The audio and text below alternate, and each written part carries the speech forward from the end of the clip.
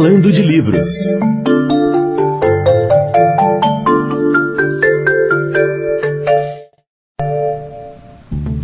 Fundador da Academia Brasileira de Letras, jornalista, contista, cronista, romancista, poeta e teatrólogo. Este foi Joaquim Maria Machado de Assis, ou simplesmente, mas não tão simplesmente assim, Machado de Assis. Considerado um dos maiores escritores brasileiros, ele foi autor de clássicos como Dom Casmurro, Memórias Póstumas de Brás Cubas e Quincas Borba. Para conhecer um pouco mais sobre a vida e a obra desse grande autor, nós conversamos agora com o professor de Literatura Brasileira da Faculdade de Letras da UFMG, Marcos Rogério Cordeiro. Bom dia, professor Marcos Rogério. Bom dia. Bom dia, professor. Aqui é Luiz Fernando falando. Bom dia, Luiz Fernando. Professor, Machado de Assis sempre foi escritor? O Machado ele trabalhou também na imprensa, né? Primeiro em serviços manuais e depois como revisor e por fim escrevendo crônicas e também teve uma carreira regular como funcionário público. Foi funcionário do Império. Alguns autores dizem que ele teve dificuldade em ser reconhecido, até mesmo chegou a sofrer preconceitos na época pelo fato de ser mulato, gago e epilético. Isso é verdade? Não, isso não se confirma. De fato, ele era gago, mulato e epilético, mas isso é verdade. Não foi um motivo para nenhum tipo de barreira para a ascensão do Machado de Assis. Na verdade, desde muito cedo, desde a idade de 16, 17 anos, ele vinha contribuindo regularmente na imprensa carioca, fazendo crônicas, fazendo crítica de teatro, primeiramente, depois crítica literária, e com isso ele foi angariando antipatias também, mas de qualquer maneira um respeito no meio cultural fluminense da época. Pois é, falando nessa questão aí do Machado de Assis também ter escrito críticas literárias, como é que foi isso? Como que os colegas escritores encaravam essas críticas? Isso também é um pouco controverso. Ele recebeu elogios de escritores renomados da época, como Gonçalves de Magalhães, como Zé de Alencar, mas também angariou algumas inimizades. Ele era muito objetivo, né, na avaliação e às vezes duro. É uma crítica de alta qualidade, né, em termos de reflexão. Ele estava sempre muito preocupado com a qualidade da composição, com a maneira como essa obra se inseria no desenvolvimento da literatura brasileira. Então, era uma pessoa muito jovem. Ele demonstra um certo empenho em fazer da literatura e do teatro, né? É bom lembrar isso, formas, né, de manifestações legítimas e consistentes, né, para pensar não só a vida cultural no país, mas a vida social também. Agora, o Machado de Assis em si é uma espécie de unanimidade, né? As pessoas sempre o consideram como o grande escritor brasileiro. Por que o senhor acha que... O que leva a isso? A ele ser considerado o maior escritor da nossa literatura? São muitos motivos. O apreço pelo Machado, ele de fato ele é incontestável desde o final do século XIX. Mas os motivos para isso variam um pouco, né? Modificaram um pouco durante o tempo. Ele já foi visto como um escritor típico da literatura nacional, também já foi muito elogiado por transcender essa nacionalidade e se mostrar um escritor de abrangência universal, né, por conta da sua formação, que era bastante consistente, bastante sólida e ampla, né? Machado lia filosofia, lia história, lia literatura praticamente do mundo inteiro, né? Os grandes escritores, os clássicos e modernos, era uma leitura regular do Machado de Assis. Mas também por conta de a maneira como ele encarou alguns tipos sociais, né, como a mulher, por exemplo. E tudo isso faz com que o Machado, de algum modo, vá se firmando como um escritor de uma visão ampla e bastante sólida, né, bastante respeitável. E quais são as características mais marcantes da escrita do Machado de Assis? Bom, são muitas, né? Eu destacaria, primeiro, uma acurada sensibilidade de construção. Ele tinha uma noção bastante consistente a respeito do processo de elaboração literária. Uma outra marca é a reflexão. Quer dizer, o Machado não só construiu personagens reflexivos, mas todo o trabalho de composição dos romances, das crônicas, e até mesmo da crítica, também um pouco na poesia, enfim, no gênero que ele praticou, é sempre marcada por uma capacidade muito grande de reflexão, não só de uma reflexão a respeito de algo, por exemplo, a respeito do ser humano, a respeito das relações sociais, a respeito dos atores sociais, da política, da economia, mas também, e para alguns principalmente, eu acho que essas coisas na verdade não deveriam ser separadas, mas enfim, mas também pela capacidade de autorreflexão formal, né? E isso é uma coisa que também desponta muito cedo no Machado de Assis. Desde o primeiro romance, né, a advertência do primeiro romance do Machado de Assis, que é a Ressurreição, já mostra a sua tentativa de intervenção na literatura, construindo uma obra pautada na análise, como ele dizia. Ele dizia que faltava no Brasil um romance de análise. E toda a obra do Machado de Assis é pautada por isso, pela autoanálise.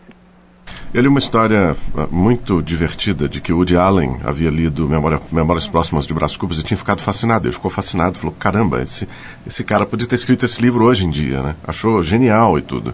E como é que era? Dá para ver que ele tem um reconhecimento internacional, mas eu gostaria que o senhor falasse mais sobre isso, sobre a repercussão da obra dele fora do Brasil.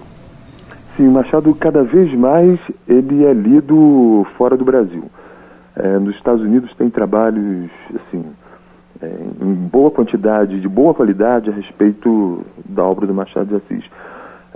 Mas também em outros países, inclusive na China, no Japão e na Rússia. Machado às vezes é comparado com Dostoiévski, por exemplo, né? Ele tem algum veso, né? um traço moderno que também é comum ao escritor russo, ao Dostoiévski. Cada vez mais, como eu ia dizendo, ele vem sendo reconhecido.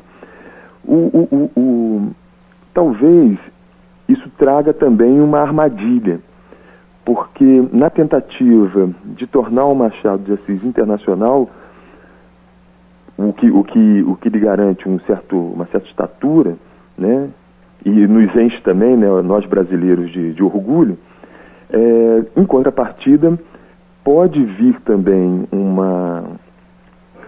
um veio de análise que vá rasurando, que vá apagando, ou colocando em segundo plano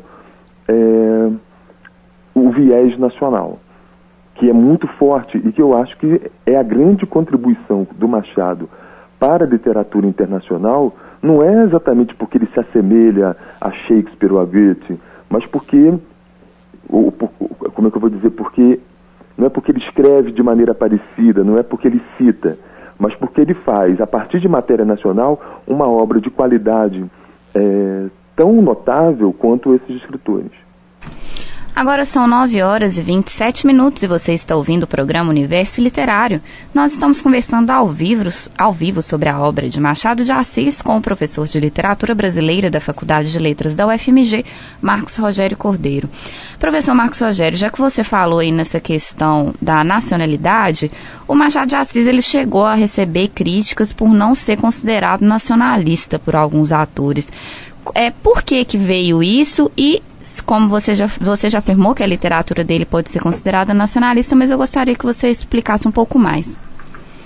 Não é exatamente uma literatura nacionalista. Na verdade, ele era bastante reticente com esses entusiasmos que eram comuns na época. mas o veio nacional é muito importante e muito forte na obra dele. E é construído de maneira a ser incorporada, né, a fatura da obra. Então, o que você não vê cor local no Machado de Assis. É muito raro você encontrar menção aos passarinhos, né, aos trópicos. Isso não é próprio dele. E ele criticava isso. Ele dizia que a literatura nacional ela não pode se pautar apenas por isso. Insistindo um pouco mais. Ele via que no romance de análise é que estava o veio forte do romance moderno. E para compatibilizar, né, essa visão sutil, refinada, né, bastante meditada a respeito das relações locais, o que nos caracteriza, com esse avanço da forma literária, ele foi internalizando as marcas nacionais. Então, se você não vê colocal, você vê relações constituídas e que você não encontra em outro lugar. E o Machado soube captar isso muito bem. Ele dizia que era uma espécie de realismo íntimo, né? De nacionalismo íntimo. Era assim que ele via a questão da nacionalidade. Professor, agora vamos falar de Dom Casmurro, que é inevitável, né? Que é um dos maiores clássicos do Machado de Assis e um dos mais lembrados também pelo público de um modo geral, até por causa da famosa questão, né, se a Capitu traiu ou não o Bentinho. Teve até uma adaptação para a TV Globo em que o nome da série era Capitu. O que o senhor acha desse tipo de leitura da obra?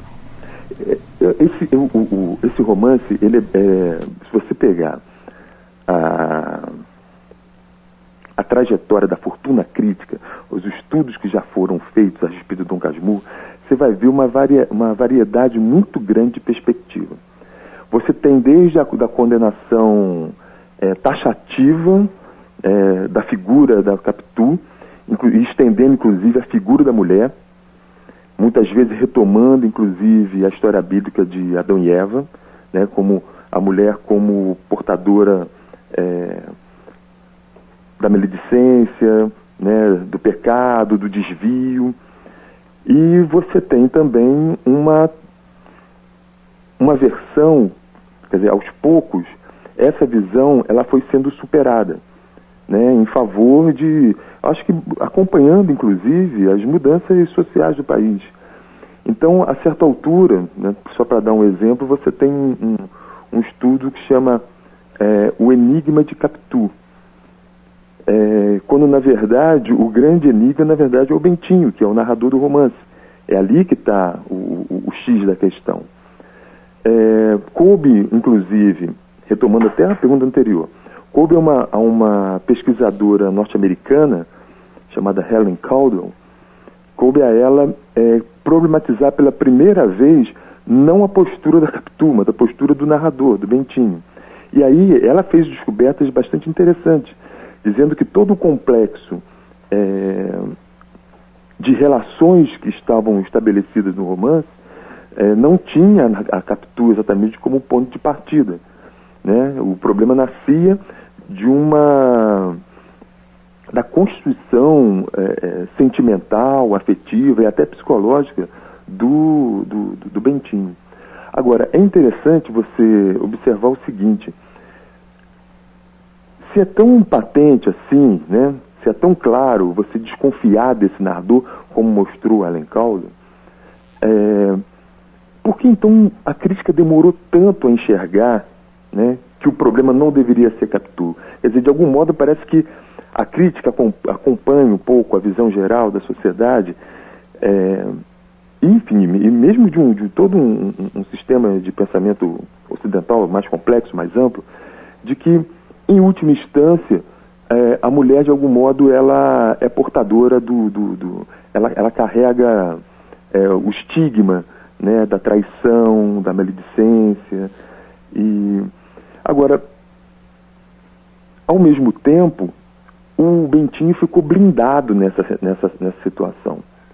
E é importante observar o seguinte: Bentinho é um típico representante da classe dominante brasileira. Então, o Bentinho, ele é um advogado bem colocado na sociedade, ele é rico, ele vem de uma família católica respeitável. Então, parece que, a princípio, ninguém desconfia de uma figura como essa.